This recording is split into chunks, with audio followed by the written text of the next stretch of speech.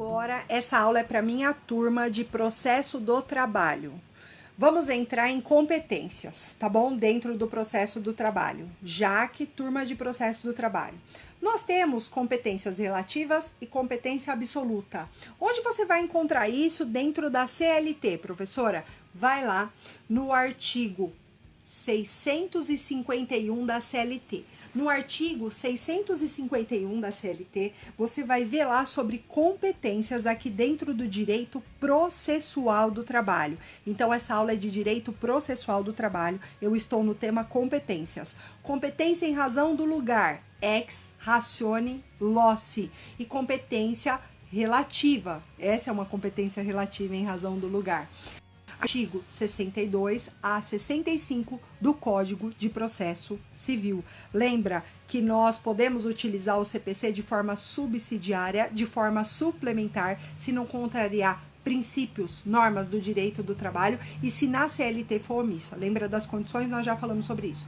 Então, o artigo 451, o caput, o cabeça, ele traz lá pra gente a regra das competências e ele tem os parágrafos primeiro, segundo e terceiro do artigo 651, que traz as exceções. Então, bora para a regra. Minha turma de direito processual do trabalho, bora aqui comigo que essa aula é para vocês. Então, direito processual do trabalho. Nós estamos falando do artigo 651 da CLT. E o artigo 651 da CLT, ele trata para nós da competência. E ele fala que a ação trabalhista, ela deverá ser ajuizada no local da prestação de serviço, independentemente da contraprestação, sendo o empregado, o reclamante ou o reclamador, não importa. Quem é o polo ativo, quem é o polo passivo. Então, minha turma de direito processual do trabalho, eu estou no tema competência.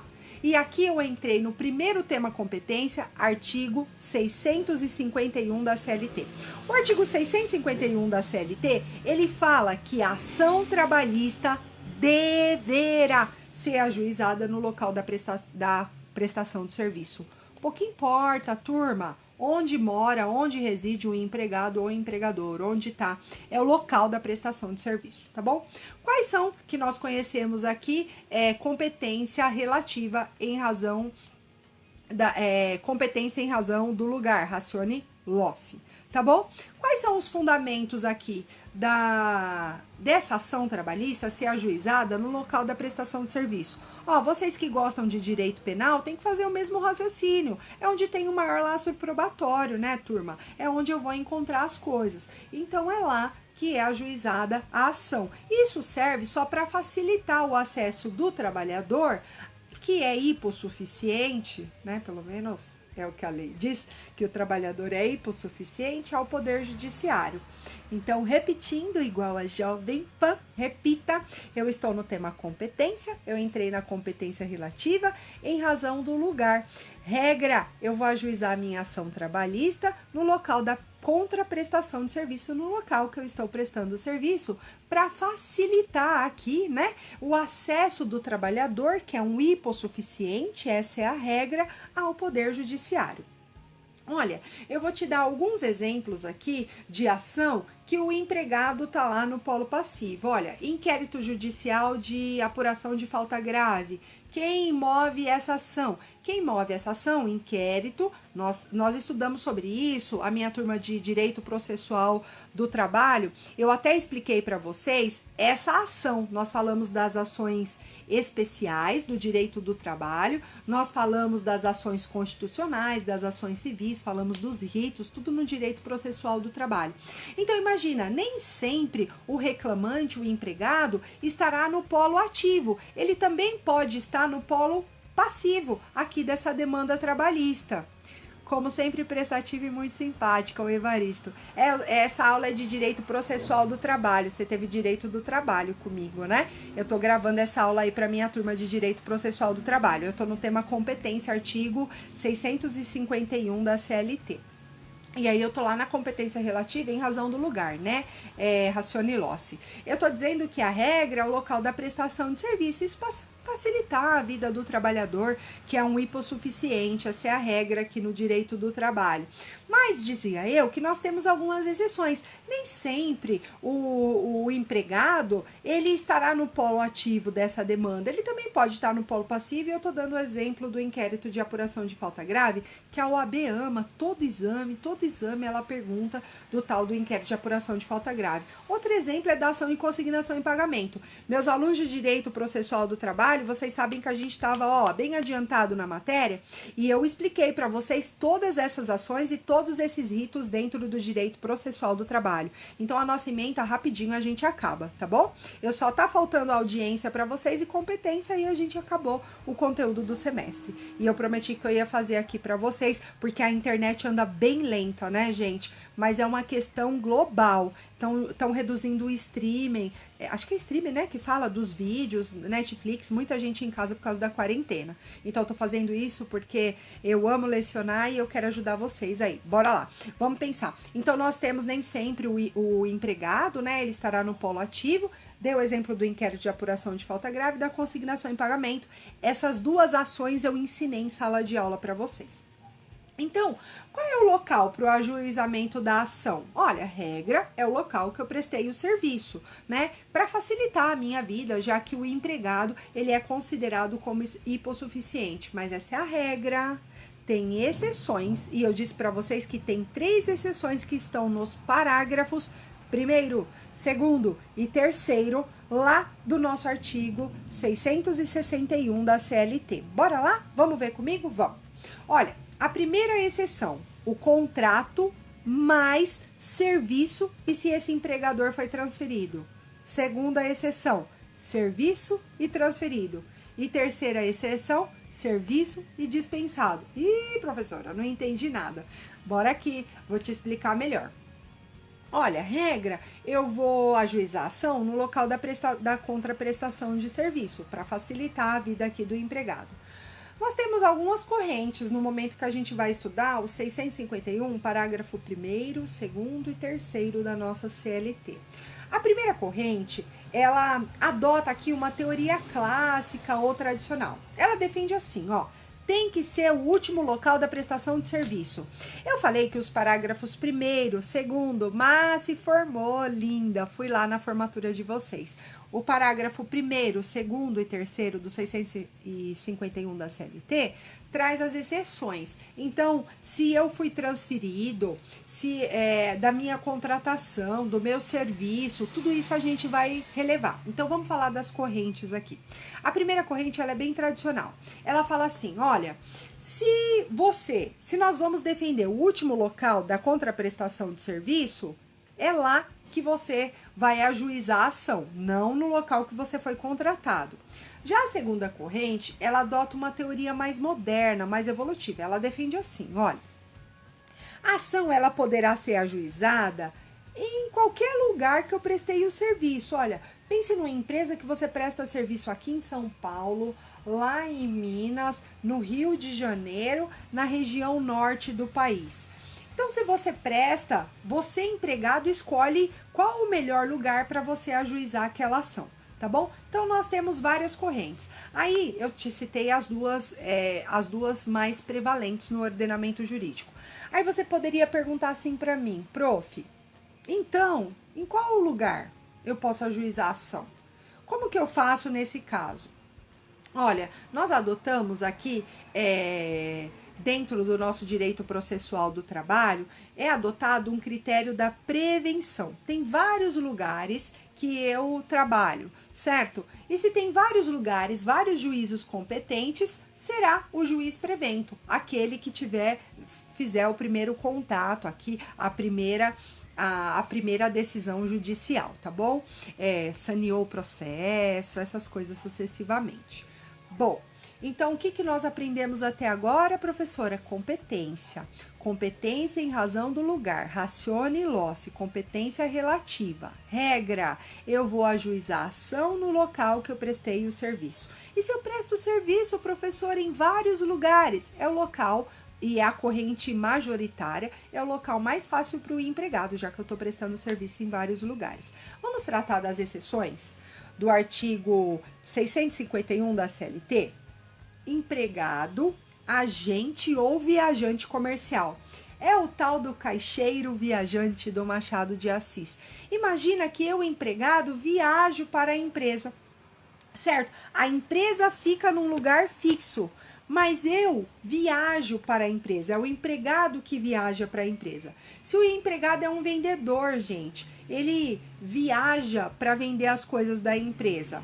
O que a CLT dá e recomenda pra gente? Qual é a ordem do dispositivo constitucional, da exceção que está no 651 da CLT? Ele fala que vai ser o local da agência ou da filial que o empregado está subordinado. Então, turma, regra, eu vou ajuizar a ação no local que eu prestei o serviço. Mas se eu sou um empregado que viaja, se eu sou um viajante comercial, por exemplo, o empregado viaja para a empresa, mas a empresa é fixa. Onde eu ajuizo a ação trabalhista?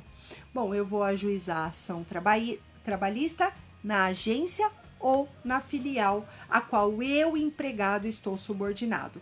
Na falta desta, aí sim eu posso ajuizar no meu domicílio, tá bom? No meu domicílio ou na localidade mais próxima. Fechou, turma? Bom, agora vamos falar da próxima exceção, que aqui a CLT traz 3 exceções para ajuizar a ação, porque a regra a gente já aprendeu, é o local da prestação do serviço. Mas se eu sou empregado que viaja, eu vou ajuizar a ação na agência ou na filial a qual eu estou subordinado. E na falta dela, no meu domicílio ou no local mais próximo, tá bom? Céu, a Má também tá assistindo. Agora vamos pensar. O empregador, ele que viaja, o empregador que viaja, a empresa que viaja, ó, pensa no Cirque du Soleil. O empregador, para ele promover, para ele prestar o serviço, o empregador, para ele oferecer esse serviço, a empresa viaja e leva os empregados com ela. Se essa atividade é assim que ocorre, por exemplo, o Cirque du Soleil, onde que eu ajuizo essa ação? É a empresa que viaja. Bom, exemplo de circo, empresas de entretenimento, feiras de negócio, teatro. Se a empresa que está viajando e, consequentemente, você com ela, aí é uma faculdade, uma opção do reclamante, é um direito potestativo. Aí o reclamante, eu, empregado, que decido onde eu vou ajuizar a ação. Eu posso ajuizar a ação no local que eu fui contratado, ou eu posso ajuizar a ação no local da minha prestação de serviço. Então, qual é a primeira exceção mesmo, professora? O empregado que viaja. Aí ele vai ajuizar a ação na agência ou na filial a qual ele está subordinado e na falta no domicílio ou na localidade mais próxima. Mas não, prof, é a empresa que viaja. Se é a empresa que viaja, eu vou ajuizar a ação no local que eu fui contratado ou no local da prestação de serviço, tá bom? Nós temos um OJ para isso. E a OJ é a 149 da SDI 2 do TST, tá bom? Que fala sobre isso. Olha, dentro do artigo 651, já que a gente está falando de competências no direito processual do trabalho, também tem a competência da jurisdição internacional dentro da Justiça do Trabalho. Ó, pensa na Globo News, por exemplo. Tem vários brasileiros que trabalham nos Estados Unidos, na França, na Itália, estão fazendo as coberturas agora do coronavírus, e eles trabalham nesses lugares. E aí nós temos que levar em consideração onde será que esse trabalhador, se ele quiser ajuizar a ação, onde ele ajuizará essa ação? Olha, a Justiça do Trabalho brasileira, ela fala o seguinte: para julgar essas ações envolvendo o trabalho, lides, que ocorre em fora do nosso território, nós temos que pensar onde está a agência, onde está a filial dessa empresa, se essa empresa é estrangeira ou não, se a gente está prestando esse serviço ou não, seja esse empregado brasileiro, né? Para que haja aqui o ajuizamento dessa ação. Então imagina, primeira coisa, você vai ver onde eles estão trabalhando. Ah, sim, é um brasileiro que está trabalhando lá nos Estados Unidos, lá na Itália, lá na França, tá? Onde que é a agência? Onde que é a filial? Porque aí tem que facilitar a vida para ele propor essa ação. E outra, esse empregado é brasileiro, tem que ser brasileiro, né, gente? Para a nossa justiça ser competente para processar e julgar. E outra coisa, se houver convenção internacional em sentido contrário, não é a Justiça do Trabalho brasileira que vai julgar. Então, quais são as 3 exceções mesmo, professora? Empregado que viaja, empresa que viaja, no momento que eu estou falando de uma empresa internacional ou de um empregado que presta serviço aí na comunidade, fora do território nacional. Então eu tenho que observar onde é a agência, onde é a filial e se não há nenhum tratado, nenhuma convenção internacional falando em sentido contrário. Se não houver, aí é a justiça brasileira que vai julgar, sim, senhor. Então você poderia pensar num exemplo assim, ó. O empregado foi contratado no Brasil para prestar serviço no Japão, na Itália, na França, nos Estados Unidos. Aí ele sofreu lesão, foi violado os seus direitos no âmbito trabalhista. Ele volta para o Brasil e ajuiza a ação aqui. Mas lembre-se, se não houver tratado ou convenção internacional em sentido contrário, aí a lei brasileira é competente para processar e julgar essa ação, tá bom? Então você pode pensar, ai, prof, se ele trabalha lá no Japão, na Itália, nos Estados Unidos, na França, qual o direito será aplicado? Olha, prevalece o entendimento, e isso a doutrina é muito assente, né? O foro, primeiro, no processo do trabalho não tem essa história de escolher foro de eleição. Não tem, porque nós estamos falando de pessoas hipossuficientes, tá bom? Norma processual trabalhista exclui, não tem essa história, é proibido essa cláusula de eleição de foro. Tá bom? Depois da reforma trabalhista, aí manteve algumas exceções sobre a incompetência territorial. O artigo 800 da CLT, ele fala sobre isso, tá? Tem um prazo lá de 5 dias para você falar dessa incompetência territorial. Vamos fazer o resumão antes da gente entrar na competência material? Minha turma de Direito Processual do Trabalho, eu estou falando sobre competência. E no momento que eu estou falando sobre competência, eu falei sobre competência relativa. Competência ratione loci, em razão do lugar. Regra. Artigo 661 da CLT. Regra. A justiça competente, ela será do local da contraprestação de serviço. Artigo caput 651 da sua CLT. Mas aí nós temos as exceções, né, professora? Verdade. Se não é o local da contraprestação de serviço, onde pode ser? Parágrafos 1º, 2º e 3º do nosso artigo 651. Você vai lembrar lá, é o empregado que viaja. Puta, professora, é o empregado que viaja. Se o empregado que viaja para prestar o serviço para a empresa, ele vai ajuizar essa ação trabalhista ou na agência ou na filial a qual ele está subordinada. E na falta dela? Na falta dela no seu domicílio. E se é a empresa que viaja, professora? Cirque du Soleil, por exemplo. Se é a empresa que viaja, o local que eu fui contratado ou o local da última prestação de serviço. Fechou. Tranquilo aqui para mim, na falta dela, no domicílio ou no local mais próximo. E aqui se eu estou falando de uma empresa multinacional ou de uma empresa multinacional que contratou um brasileiro para prestar serviço no Japão, na Itália, na França, nos Estados Unidos, e ele teve seus direitos violados, suprimidos lá no tocante aqui ao direito do trabalho. Onde ele ajuizará a ação? Olha, se ele voltar para o Brasil, ele pode ajuizar aqui, a justiça brasileira é competente, desde que não haja tratado nem convenção em sentido contrário. Fechou, turma?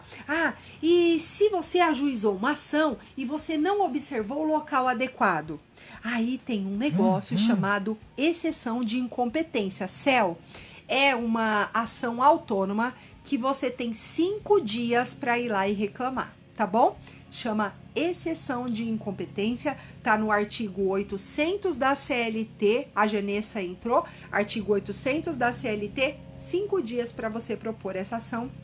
Beijo, falamos sobre a incompetência relativa em razão do lugar. Agora vamos falar da incompetência, da competência material. Vamos falar? Competência material, gente, ela é absoluta. Prof, O que seria competência material? Em razão da matéria. Vamos pensar aqui, ó. Dentro o direito, né, ele busca muita coisa latina, né? Então, no momento que você pensa da competência material, você vai pensar assim, ó, competência ratione materie, ou seja, competência material, essa competência absoluta. E sabe onde você vai encontrar essa competência? Artigo 62 ao artigo 65 do CPC. Lembra, turma? Nós utilizamos o CPC de modo subsidiário e suplementar, porque nós já debatemos isso em sala de aula. Vamos falar agora da nossa competência em razão da matéria. Eu falei para você ir buscar para mim o artigo 62 ao 65 do CPC, mas eu também pedi para você olhar aí o artigo 114 da Constituição. Olha, depois da reforma do Poder Judiciário, ele trouxe várias ampliações significativas no tocante à competência material do direito do trabalho. Se você for aí no seu artigo 114 da Constituição, o caput, ele traz 9 incisos e 3 parágrafos. E ele diz assim: compete à Justiça do Trabalho processar e julgar. E no momento que ele fala compete lá à Justiça do Trabalho processar e julgar, ele traz todos os seus exemplos. Olha, gente, a Justiça do Trabalho, ela passou a ter uma competência muito ampla para processar e julgar toda a relação de trabalho, não só a relação de emprego. Então, é competência da Justiça do Trabalho julgar todas as relações de trabalhos controversas a toda essa relação de trabalho e emprego, não só ao emprego, sim em relação ao trabalho. Dá um exemplo, prof, para ficar mais fácil? Tô, gente, olha que bacana. Não é mais só relação de emprego, por exemplo, trabalho autônomo, trabalho avulso, trabalho eventual, trabalho voluntário, estagiário, tudo isso vai para o direito do trabalho, pós-reforma do Poder Judiciário, emenda constitucional 45, tá bom? Qual é a justiça competente para processar e julgar a ação de cobrança de honorários de profissional liberal? Será que é a Justiça do Trabalho? Diga que não. Por exemplo, nós, advogados, o médico, o enfermeiro, o contador, quem é competente para julgar isso? É um profissional liberal, gente? Não é a Justiça do Trabalho. Rô, a Rô teve direito processual do trabalho comigo, né, Rô? Eu tô explicando competência para eles. Eu já tô acabando a matéria. Só falta competência e audiência. Lembra que você teve comigo? Porque eu já expliquei todas as ações lá bem no começo para eles. Ainda bem que eu adiantei a matéria, nem ia prever que ia acontecer isso, né? Então, quem é competente para processar ações de cobrança de profissional liberal, honorários de profissional liberal, né, turma? É a Justiça Comum, tá bom? É a Justiça Comum Estadual e isso tem uma súmula. A Rô teve aula de Direito Processual do Trabalho comigo. É a súmula, Rô, é a 363. Acho que é 363. É isso mesmo. Súmula 363 do STJ. Fala que é a Justiça Comum Estadual competente para processar e julgar ações oriundas de honorários, de cobrança, né, de honorários de profissional liberal, tá bom? Bora lá. A Justiça do Trabalho, ela também não possui, turma, não possui competência para processar e julgar ações penais. Olha, exemplo, trabalho escravo, ou aquele exemplo que aconteceu num supermercado grande aqui que o segurança acabou detendo, né? E teve um caso lá. Não é competente para processar e julgar. Tudo que é penal, tudo que é pena sai da nossa competência, tá bom? Então a Justiça do Trabalho não é competente para processar e julgar nem ações de cobrança de profissional liberal, Justiça Comum Estadual, nem nada de ação penal vai para a Justiça Comum também, tá bom? Exemplo, trabalho escravo. Tendo em vista aí a decisão do STF, teve uma ação, uma ADI. Eu falei sobre a ADI hoje com a minha turma de Direito Constitucional. Então, ação direta de inconstitucionalidade, ação declaratória de inconstitucionalidade. Essa ADI é 3.684, ela falou sobre isso, que a Justiça do Trabalho não possui competência aqui criminal, tá bom? Então teve uma ação direta de inconstitucionalidade, ação declaratória de inconstitucionalidade, que falou que não é competência nossa da Justiça do Trabalho processar e julgar ações criminais.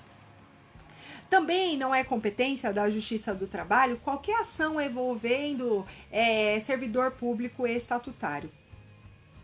Nós temos servidores, nós temos empregados públicos e nós temos servidores públicos. Toda vez que ele tiver um estatuto próprio, é a Justiça Comum que vai falar. Agora, se ele for um empregado público pelo regime seletista, aí é nós, Justiça do Trabalho, tá bom? Tudo isso foi decidido também pelo Supremo Tribunal Federal, numa ação declaratória de inconstitucionalidade, ação declaratória de inconstitucionalidade, uma ADI 3.395, tá bom? ADI 3.395, isso mesmo, que falou que não é competência da Justiça do Trabalho processar e julgar ações oriundas de servidores públicos envolvendo estatutário da administração pública. Não somos nós, tá bom? A Justiça do Trabalho, ela julga os seletistas. A Justiça Comum Estadual julga os estatutários, julga qualquer caráter jurídico administrativo, vai lá para a Justiça Comum Estadual, tá bom? Ou federal, depende aonde que é esse servidor. A Justiça do Trabalho, ela possui competência, sim, para processar e julgar ações envolvidas no direito de greve, sim, é competência nossa, tanto individual quanto coletiva. Basta você estudar a lei de greve e basta você estudar o artigo 9 da Constituição, o artigo 9º, não 9, né? O artigo 9º da Constituição, ele fala que a Justiça do Trabalho é competente para processar e julgar ações oriundas aqui envolvendo o exercício do direito de greve. E a lei também que fala sobre isso é a Lei 7.783 de 89, isso mesmo. Lei 7.783 de 89 e o artigo 9º da Constituição Federal. Você poderia me perguntar assim, prof, qual é a justiça competente para processar e julgar ações possessórias que envolvam o direito de greve? Rô, você sabe a resposta? Escreve aí para todo mundo ver. Lembra? Será que a Justiça do Trabalho ela é competente para ajuizar, processar e julgar ações envolvendo aqui ações possessórias que envolvam o direito de greve? Diga que sim, Rô. Nós temos uma súmula vinculante, que é a súmula 23 do STF, e é competência nossa da Justiça do Trabalho. Então, a Justiça do Trabalho é competente para processar e julgar ações possessórias que envolvam direito de greve. Súmula vinculante de número 23, tá bom? É competência nossa. Eu tô falando só o que mais cai na OAB, né? Porque são vários incisos. Competência material, artigo 114 da Constituição. Aí você poderia perguntar assim para mim, né, Rô? Você também teve lá direito processual do trabalho. Professora, a Justiça do Trabalho é competente para processar e julgar ações envolvendo representação sindical?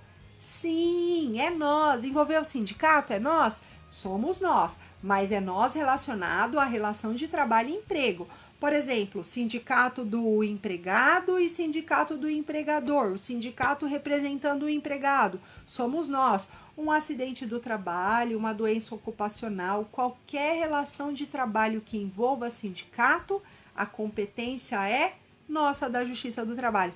Mas se for um sindicato, lembra, Rô, que eu falei na sala de aula? Se for um sindicato movendo uma ação por uma questão locatícia, não tem nada a ver com a gente, vai para a Justiça Comum Estadual. Tá?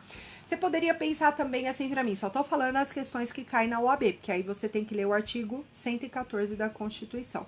Você poderia perguntar assim, professora, será que a Justiça do Trabalho tem competência para julgar ações de indenização por danos patrimoniais ou extrapatrimoniais, ou seja, danos morais aqui decorrentes da relação de trabalho? Diga que sim, tá bom? Compete à Justiça do Trabalho processar e julgar os danos patrimoniais e extrapatrimoniais decorrentes da relação aqui de trabalho, tá bom? Seja por doença, ou seja por qualquer coisa. Temos súmulas para isso. Súmula vinculante 22, então se é súmula vinculante é do STF. E nós temos a súmula 392 do TST. Tá? Eu quero jogar 1000 luzes aqui em algumas coisas. Olha, essa competência material, ela também abrange as ações indenizatórias ajuizadas por seus dependentes e sucessores. Ó, o que as nossas provas da OAB mais comentam é assim, ó, por exemplo, o seu familiar é um caminhoneiro, ou presta algum serviço, sei lá, na rede elétrica, ou Deus me livre, presta serviço aí na saúde e morreu em decorrência do trabalho. Se essa indenização, tanto patrimonial, extrapatrimonial, porque pode caber dano moral, os seus sucessores podem sim promover, propor, ingressar, interpor essa ação, tá? Porque aí tem um trabalhador falecido envolvido, tá? Bom, bora lá. Nós temos algumas exceções que suspende aqui o processo por algum tempo. Você vai lá no artigo 800 da CLT, que ele trata aqui das suspensões. Por exemplo, eu tenho um órgão de fiscalização. No momento que eu penso aqui no Ministério da Economia, eu penso aqui no Ministério do Trabalho, qualquer tipo de suspensão, isso daqui é plausível sim, tá lá no seu artigo 800 da CLT, tá? Outra coisa, o processo de jurisdição e de homologação extrajudicial, isso veio com a reforma trabalhista, tá, turma? Então, 1000 luzes no artigo 855B e o artigo 800, é isso mesmo, ó, é artigo 855B de bola até ao artigo 855E, que veio com a reforma trabalhista, tá bom? Ele traz ele traz o processo aqui de jurisdição voluntária, de homologação de acordo extrajudicial. O juiz do trabalho, ele tem a faculdade de designar audiências de conciliação. Verdade, professora. Ele não é obrigado, em hipótese alguma, a aceitar esses acordos aqui extrajudiciais. Vai passar por ele e ele aceita se ele quiser. É juízo de convicção, né, do nosso magistrado. O prazo para anotar a carteira de trabalho na CLT, por exemplo, tá lá no artigo 29 da CLT, era de 48 horas, com a reforma trabalhista passou a 5 dias úteis, então isso veio com uma mini reforma trabalhista. Outra coisa que a OAB cobra muito é a Justiça Estadual Comum, quem trata... Oi, Pati, saudade! Eu dei aula pra Pati. A Justiça Estadual Comum, ela quem trata da parte acidentária de benefício, tá? Auxílio doença, aí tem até um código, viu? A OAB já cobrou em segunda fase, que é o B91, que é competência da Justiça Comum Estadual, tá bom? Falar sobre isso, basta você ler o artigo 109, inciso 1 da Constituição. Vamos falar rapidinho sobre conflito de competências. Se a gente tem briga de gente grande. Imagina, a Rô, que teve aula de Direito Processual do Trabalho comigo. Olha, se um juiz do trabalho tá brigando, tem algum conflito de competência com outro juiz do trabalho, ou com o tribunal, ou com o TST, vamos ver como esses conflitos de competência são resolvidos? Bom, nós temos que pensar assim, ó. Os conflitos de competência, eles são resolvidos da seguinte forma. Se tem uma justiça diversa, separada, que não é da Justiça do Trabalho, quem é competente? Imagina, um juiz do trabalho que está confrontando com o TRT. Se for o TRT que ele está vinculado, não tem nem o que se falar, né? Mas um juiz da Vara do Trabalho de Osasco, que tem um conflito de competência com o juiz do trabalho de São Paulo. Quem resolve? TRT, é ele que resolve, certo? Briga entre TRTs ou de juízes do trabalho diferentes. Quem resolve? TST. Agora, se tiver um conflito de competência entre o TRT e o TRF, quem que vai decidir? Quem você acha? Ai, professora, quem vai decidir é o STJ, é isso que nós aprendemos. Turma, vai no artigo 105, inciso 1, a linha D da Constituição, que ele traz esses requisitos basilares de conflito de competência dentro da Justiça do Trabalho, tá? Dentro dessa competência aqui da Justiça do Trabalho, briga de gente grande. E se tiver um conflito entre o STJ e o TST? Aí quem resolve é o STF. Vamos fazer um resumão rapidinho sobre as competências dentro da Justiça do Trabalho? Bora lá, rapidinho para eu liberar você. Dentro da competência, nós falamos da competência absoluta e da competência relativa. Lembrando que a competência relativa, eu dei um exemplo aqui, a competência relativa, racione loci, em razão do lugar. Regra, artigo 651 da CLT, no local da prestação de serviço. Mas nós temos as exceções, parágrafo 1º, 2º e 3º do artigo 651 da CLT. Se o empregado que viaja na agência ou na filial a qual ele está subordinado, não, professora, é a empresa que viaja. Se a empresa é viajante, por exemplo, o Cirque du Soleil, aí eu vou ajuizar a ação no local da contratação ou no local da prestação de serviço, e na falta desse, no meu domicílio, no local mais fácil, para que eu ajuize essa ação. Agora, se é uma multinacional, me contratou para prestar, eu sou brasileira e eu estou prestando serviço no Japão, na Itália, na França, nos Estados Unidos, e foi violado o meu direito trabalhista, eu volto para o Brasil, posso ajuizar a ação? Posso, desde que não esteja um tratado, um acordo, uma convenção coletiva em sentido contrário.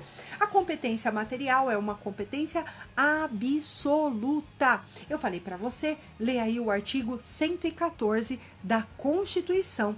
Aí eu falei várias coisas que foi ampliada com a reforma judiciária, a emenda constitucional 45, e pedi para você jogar 1000 luzes, o que não é competência nossa. Nós não somos competentes para processar e julgar nada de ação criminal. Falei ação direta de inconstitucionalidade aí para você, a ação declaratória de inconstitucionalidade. Falei que nós não julgamos honorários de profissionais liberais. Falei que nós não julgamos servidores públicos estatutários. Beijo, turma!